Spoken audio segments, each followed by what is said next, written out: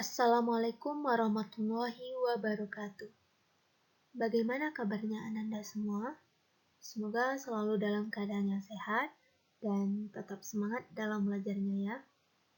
Baiklah, pada kali ini kita akan belajar tentang penyebaran wilayah Islam pada masa Daulah Abbasiyah. Sebelum itu, Ananda diharapkan nantinya dapat menganalisis penyebaran wilayah Islam pada masa Daulah Abbasiyah ini. Baiklah, di sini Ibu akan sedikit menjelaskan.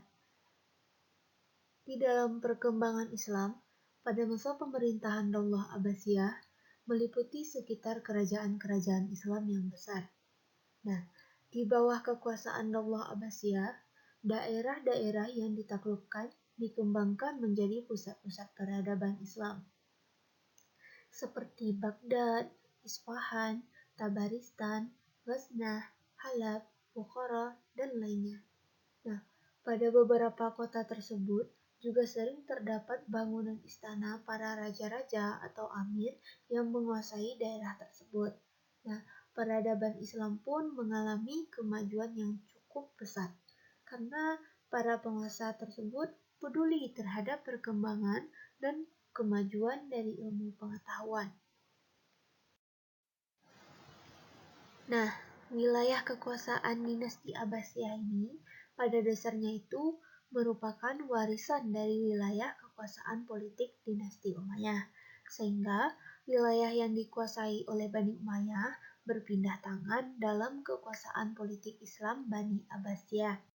Wilayah itu meliputi, kita lihat dari benua Asia, ada Yaman, Oman, Hijaz, Kuwait, Irak, Iran, Yordania, Palestina, Lebanon, Afghanistan, Pakistan, Cina, India, Turki. Nah, kita lihat dari benua Afrika ada Tunisia, Maroko, Mesir, dan Aljazair. Lalu di benua Eropa ada Spanyol. Nah, itulah wilayahnya. Perlu Anda ketahui bahwa Daulah Abbasiyah ini tidak hanya menguasai wilayah tertentu, kan tetapi para khalifah menjadikan daerah kekuasaannya sebagai pilar berkembangnya peradaban dan ilmu pengetahuan, sehingga bisa dirasakan adanya perbedaan dan kemajuan setelah dikuasai Islam dibandingkan pada masa sebelum kedatangan Islam. Nah, wilayah-wilayah yang telah dikuasai Daulah Abbasiyah mengalami kemajuan yang cukup pesat. Di sini kita akan melihat pembagian wilayah provinsi dinasti Abbasiyah.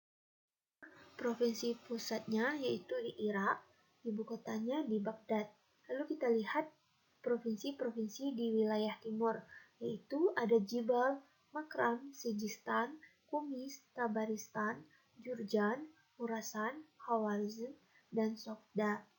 Lalu di provinsi-provinsi wilayah barat, ada Afrika, Sisilia, Mesir, Suriah, dan Palestina. Dan di provinsi-provinsi wilayah utara, ada Azerbaijan, Armenia, Kyrgyzstan, dan Jazirah. Dan yang terakhir ada provinsi-provinsi di wilayah selatan, yaitu ada Hijaz dan Yamamah, Yaman, Bahrain dan Oman, Khuzestan, Fars, dan Karman. Nah, itulah wilayahnya. Lalu kita masuk pada penaklukan wilayah yang dilakukan oleh Khalifah Al-Mansur, yang mana Khalifah Al-Mansur berusaha melakukan kembali menaklukkan.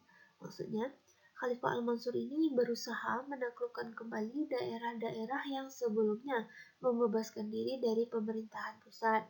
Di antaranya, merebut benteng-benteng di Asia, kota Malatya, wilayah Kappadosia, dan Sisilia pada tahun 756 sampai 758 Masehi. Dan juga Khalifah Al-Mansur melakukan perdamaian dengan Kaisar Konstantinus V dan juga kebijakan untuk Bizaitun agar membayar upeti tahunan selama gencatan senjata berlangsung pada tahun 758 sampai 765 Masehi. dan beliau melakukan kerjasama dengan Raja Pepin dari Perancis. Lalu kita masuk ke penaklukan wilayah yang dilakukan oleh Khalifah Al-Mahdi, yang mana beliau berhasil memperluas wilayah kekuasaan dinasti Abbasiyah di wilayah timur Asia Tengah, India, dan perbatasan Cina. Nah, Khalifah Al-Mahdi ini juga berhasil memasuki Selat Bosporus dan membuat Ratu Irene menyerah, serta membuatnya membayar upeti.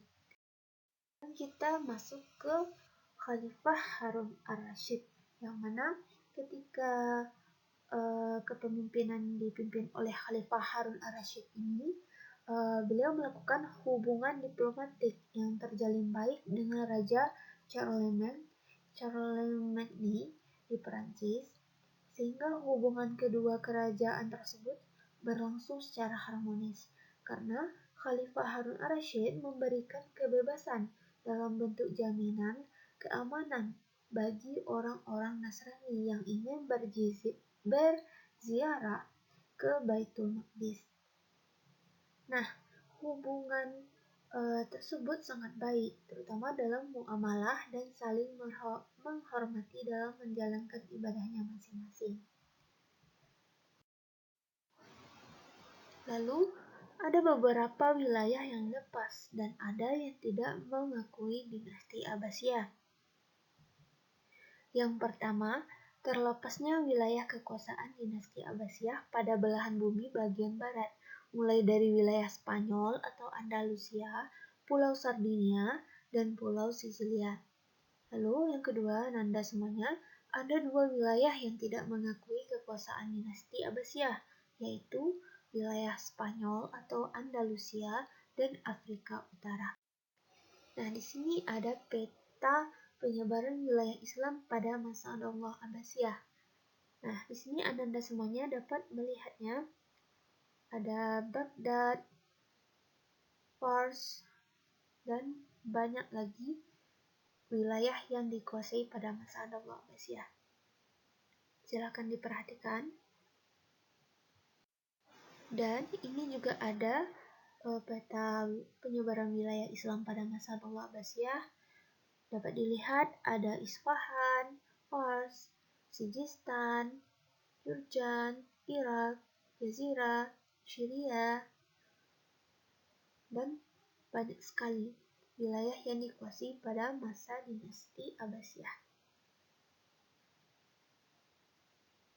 Nah, Anda semuanya, hubungan khalifah dengan antara pengusaha-pengusaha yang dipimpin pada masa itu, ada saatnya orang-orang Turki yang memegang kekuasaan dan mempunyai pengaruh di istana.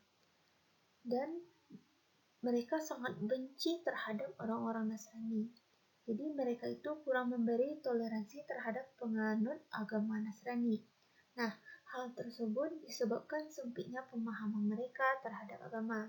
Jadi mereka mempersempit izin bagi kaum Nasrani yang akan berziarah ke Baitul Maqdis. Dan dengan dia itu dengan cara meminta upeti yang cukup tinggi. Nah, hal ini yang kemudian harinya akan memunculkan benih-benih perang salib. Sedikit pembahasan Ibu tentang perluasan wilayah pada masa dinasti Abbasiyah. Semoga Anda semua dapat memahaminya. Mohon maaf jika ada kekurangan. Sebelum itu, untuk absen, silakan absen di kolom komentar sesuai dengan kelasnya. Marilah kita akhiri pembelajaran kali ini dengan mengucapkan hamdalah. Wassalamualaikum warahmatullahi wabarakatuh.